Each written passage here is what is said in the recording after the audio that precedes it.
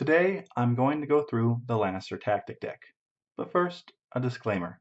This is being recorded early August, more than 6 months before the game's actual release, so some changes to these lists are inevitable.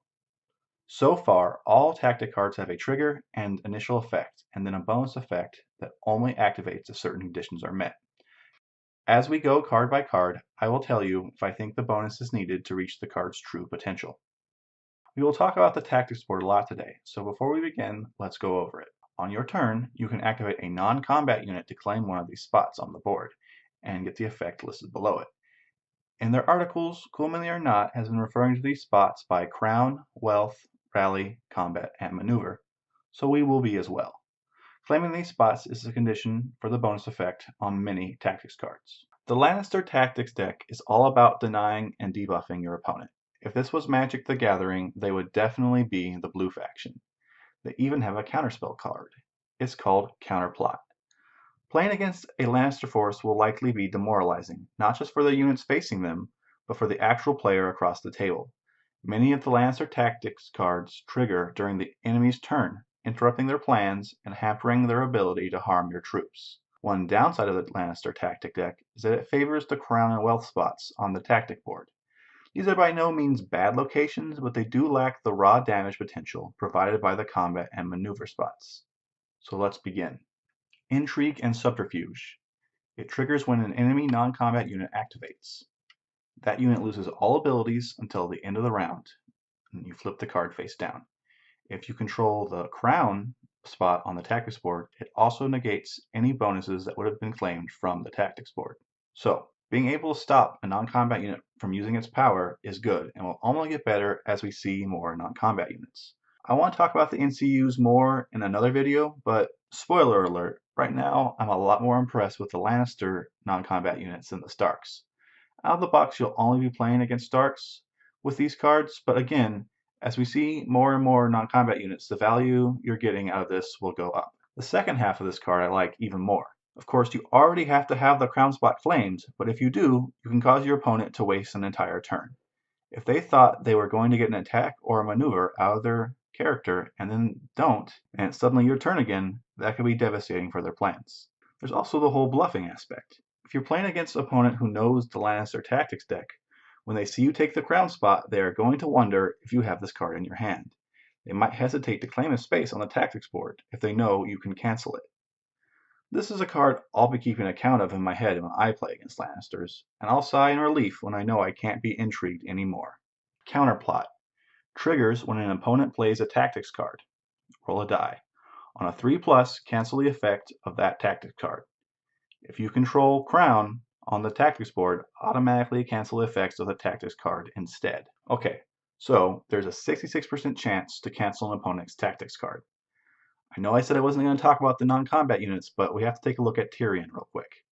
Every turn you claim a spot on the tactics board, your opponent will discard a card. So if you claim a spot every turn, your opponent will have lost 8 cards by the 8th round. And then if you've canceled 2 more of his cards with Counterplot, you've denied half of your opponent's tactics deck. Of course, your opponent may adapt to this and start playing his cards faster to stop you from taking them, but if you can force your opponent to play cards quickly instead of at the most opportune moments, that's a victory in itself. The claim bonus for Wealth is good. Obviously, I'd rather have a 100% chance of the card being successful, but if I have a chance of stopping a devastating tactic card from going off, it's definitely worth the gamble. Hear Me Roar. Triggers when an enemy makes a panic test. That unit suffers -2 to its test. If you control the crown spot on the tactics board, they also become panicked. Panic damage can be a pleasant surprise, especially if it takes out an enemy that was going to be able to retaliate. This is another card that becomes better as other factions are added, since the Starks are somewhat resistant to panic, with some higher scores, panic buffs, and access to rerolls. Of course, this card can help punch through those defenses as well, and the claim bonus makes it even more likely to succeed. Paid Mutiny. Triggers when an enemy unit activates. That unit must pass a morale test or make one attack action against itself, which does not trigger a panic test. And if you control Wealth, they suffer a -2 to this test. This card is amazing. There's always a chance it won't succeed, but when it does pop off, it'll throw the enemy into disarray. The enemy may have potentially destroyed one or more of its own ranks in this attack. They may even have to reconsider attacking your units now, as they could be easily destroyed in a counterattack. Of course, if they pass the panic test, then the card does nothing. So this is one where grabbing the wealth symbol for the debuff could really help. Fealty to the Crown triggers when an enemy infantry unit fails a panic test. For each enemy model removed, restore 1 wound to a friendly infantry unit engaged with that enemy. If you control the wealth symbol, that enemy automatically suffers D3 additional wounds from this panic test. This is solid. Healing is always good. This card will work quite well with Hear Me Roar or Cersei's attachment, as the more the unit fails the panic test by, the more healing will come your way. Unlike a lot of other Lannister tactics, you will play this after the dice have been rolled, so you will know how much healing you will be receiving. The claim bonus is just icing on the cake. 1d3 isn't a lot of damage, but what if we're dealing with a unit that only has 1 figure left?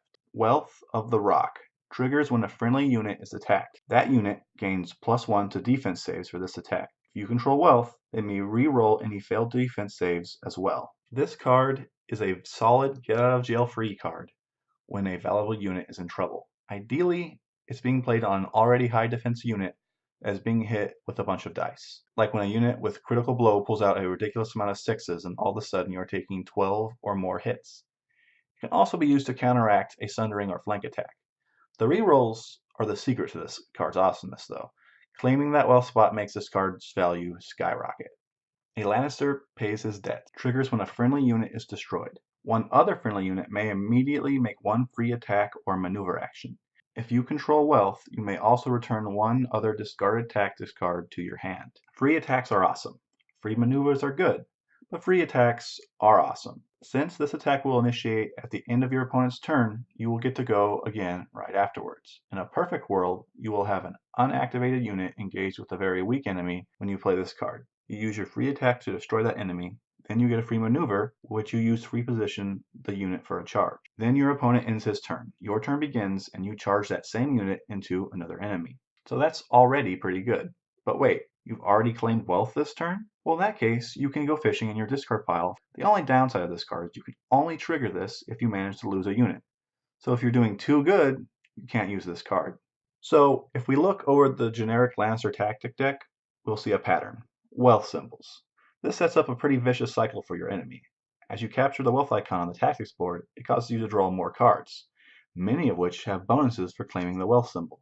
By the 7th or 8th round, you quite likely might not have any more cards to draw, but you may still want to claim wealth since it powers so many of your cards. I didn't forget about the crown symbols, but the Lannister deck favors them slightly less. Intrigue and subterfuge, as well as counterplot's ability to cancel your opponent's tactics, are great. Hear Me Roar is probably my least favorite of the Lannister tactics, which isn't to say that it's bad. So as a Lannister, I'd look at claiming the wealth over crowns on the tactics board. Of course, you might claim neither, and instead go for a combat or a maneuver. Now let's look at the Lannister Commander tactic cards. The bonuses for these cards trigger off whether the commander attachment is in the unit, rather than what part of the tactics board you have claimed. Let's start with the Mountain. His tactic cards are a lot more aggressive than the standard Lannister tactics, and his attachment grants a unit additional dice and sundering. Overrun triggers when a friendly unit destroys an enemy. Instead of maneuvering, that unit may immediately pivot and then make 1 charge attack. If Gregor Clegane is in that unit, it may also re-roll its charge distance die. So free attacks are always a good thing. Of course, you have to destroy a unit to get this free attack, but you have the Mountain, so that shouldn't be a problem. I also really like the re-roll you gain from having Gregor in the unit. Failing a charge is going to be very irritating, so having some insurance against that will always be welcome. Cleaving Blows triggers when a friendly unit attacks. For each defense save of 1, that enemy will suffer 1 additional automatic wound. If Gregor Clegane is in this unit, that enemy also becomes vulnerable. This card translates to more damage. You have to play it before you roll your dice, so there's always a chance that you will whiff a bunch of attacks, or the enemy might not roll any ones. Having Gregor in the unit negates this risk, as his attachment will give you 2 additional hits and a vulnerable token, so you can use it to re-roll defense saves, looking for more 1s. Fury of the Mountain triggers when a friendly unit attacks. This attack deals 2 additional automatic hits. If Gregor Clegane is in this unit, that enemy suffers -2 to the panic test caused by this attack. 2 hits isn't that much damage, but it can make all the difference against enemies that don't have good defense values. A great place to play this is on a unit that's down to its last rank with few attacks left. Those 2 extra hits could make all the difference in triggering a panic test or wiping out an enemy is also down to its last rank. Gregor's bonus on the resulting panic test is nice, but this card is most valuable in the late game, where Gregor might not be around. Next, we have Jaime, whose tactics cards punish you for attacking him. This attachment also has the ability to eliminate enemy attachments, which means your opponent's expensive elite units with attachments will be avoiding Jaime like the plague. Kingslayer's Renown triggers when an enemy unit activates. That enemy is weakened. If that unit is within short range of Jaime, they also become panicked. This serves as another Lannister get out of jail free card. As an enemy is about to put some serious hurt on you, you can pop a weakness token on them, hopefully reducing the number of hits they will get by a lot.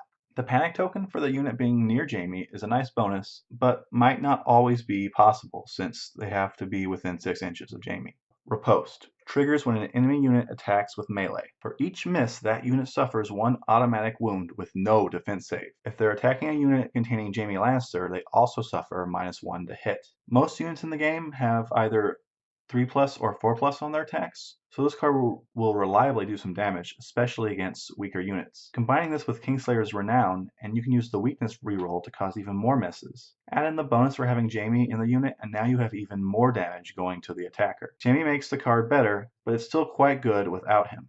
Precision Strikes triggers when a friendly unit attacks. Hits of 5+ cause automatic wounds with no defense saves. If Jaime Lannister is in this unit, it may also re-roll any attack dice. This is the Lannister can opener, perfect for beating through 3+ armor values. Of course, Starks don't currently have 3+ armor, but even against lesser armor, you are getting guaranteed hits. Jaime again makes this card even better with the rerolls, but it's still effective at punching through armor without him. So those are the Lannister commanders. I think I slightly favor Jaime over the Mountain, mostly because the enemy will be reluctant to attack Jaime between his ability to kill off attachments and debuff units attacking him. The Mountain favors charging directly into the enemy, and although he can put out a lot of hits, I see him getting killed off in the inevitable counterattacks. What do you think? Will you take the Kingslayer into battle or the Mountain? Thank you for watching this video. If you enjoyed it, please like and subscribe. I'm planning on doing the Stark Tactics deck next.